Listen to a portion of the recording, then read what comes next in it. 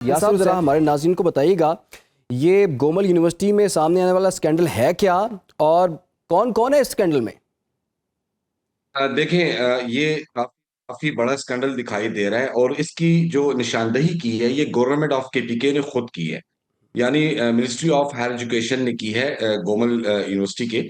और इस पर बकायदा एक्शन भी लिया जा चुका है। देखें, 514 जो मशकूक डिग्रियों का इंकशाफ किया गया है, ये 2019 से 2023 के दौरान जो है, ये मशकूक जो डिग्रीज हैं इनका ये स्कैंडल अब सामने खुलकर आ चुका है। इब्तदाई तौर पर इन्होंने 2 अफसरान को तो मुअत्तल कर दिया है, लेकिन इसका जो तहकीकात का दायरा कार है वो वसी कर दिया गया है। बेसिकली जो है, इसमें कहा जाता है कि गोमल यूनिवर्सिटी की जो सेमेस्टर्स हैं और जो उनके बच्चे जो हमारे स्टूडेंट्स हैं, जब वो क्लियरेंस करते हैं तो उनकी जो डिग्रीज का इशू है वो क्लियरेंस कैसे हुई, यानी फेल का तस्वर जो है वो गोमल यूनिवर्सिटी से हट चुका है। और इसी की बुनियाद पर फिर बाकायदा तहकीकात भी शुरू कर दी गई हैं कि जब मेरिट की धज्जियां उड़ाई जा रही हैं और इस पर कोई चेक एंड बैलेंस नहीं है। अब देखिए, 2019 में पीटीआई ही की हुकूमत थी, उस वक्त के वजीर आला महमूद खान थे। तो महमूद खान की हुकूमत में ये जाली डिग्रियों का किस्सा जो है, ये मामला जो है शुरू हुआ। और जी। 2023 में अगर आप देखें देखें तो वो निगरान सेटअप था। तो ये सिलसिला जो है फिर बढ़ता गया। हालांकि 2023 जनवरी में खैबर पख्तूनख्वा हुकूमत ने जो है इस्तीफा दे दिया था वजीर आला ने, तो ऑब्वियसली असम्बली डिसॉल्व हो चुकी थी।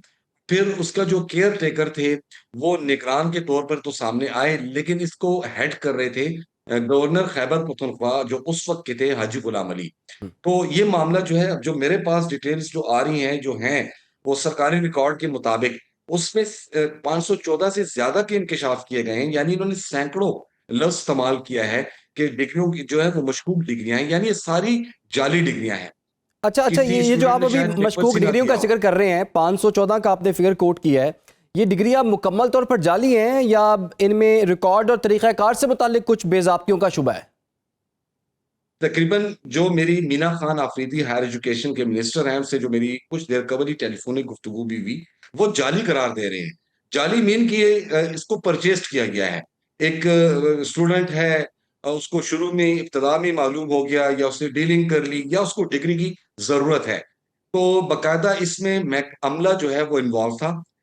पैसों के जरिए जो है ये डिग्रियां फरोख्त की गई हैं और ये लाखों रुपए में फरोख्त की गई हैं। उसमें आप देखें कि जब एक स्टूडेंट को डिग्री चाहिए होगी तो वो मन पसंद रेट जो उनको दिए गए होंगे उसी के मुताबिक ये डिग्रियां फरोख्त हुई हैं। इसीलिए ये इसको जाली और मशकूक दोनों चीजों को इकट्ठा कर रहे हैं। तो दोनों चीजों को इकट्ठा करने के बाद यही साफ जाहिर होता है कि ये डिग्रियां फरोख्त की गई हैं और फिर बकायदा उनके इंदराज जो हैं करवाए गए हैं, उनको लीगल करवाया गया है। अब ये भांडा फूटा कैसे?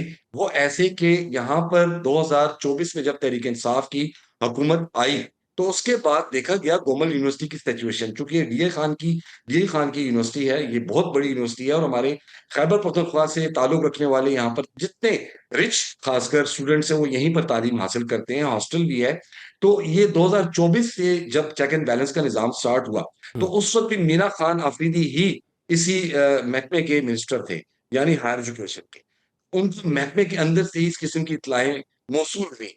2025 में जब अली अमीन गंडरपुर को तब्दील कर दिया गया, नई कैबिनेट सामने आई, नए वजीर आला, तो ये मामला उस वक्त थम गया था, लेकिन तहकीकात का अमल जारी था। अब जब तहकीकात मुकम्मल हो गई, इसमें जो अफसरान मुलविस थे उनकी निशानदेही कर दी गई, तो फिर ये बाकायदा इस पर जो है तो एक्शन तो लिया गया। यासिर तो यासिर ये इब्तदाई बताइए, तौर अब पर होगा दो क्या? अफसरान को तो मुअत्तल अभी कर तक दिया। तो 514 डिग्रियों का तो आपने जिक्र कर ही दिया है और आप बता रहे हैं कि डिग्रियां बिक रही हैं। अब ये लोग तो पास आउट होकर चले गए हैं, कुछ लोग जो हैं वो जॉब्स भी हासिल कर चुके होंगे।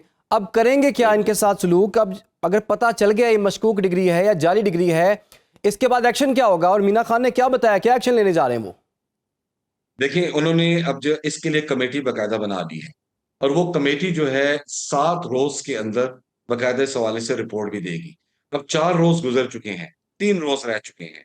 अब 3 दिन के बाद जो मिनिस्टर को रिपोर्ट जाएगी, उसी के मुताबिक फिर आगे कार्रवाई होगी। अब रिपोर्ट में क्या दर्ज किया जाता है, इसमें कई अफसरान को तब्दील करके न्यूट्रली जो है हायर एजुकेशन के जो महकमे के अफसरान हैं उनकी ड्यूटीज लगा दी गई हैं।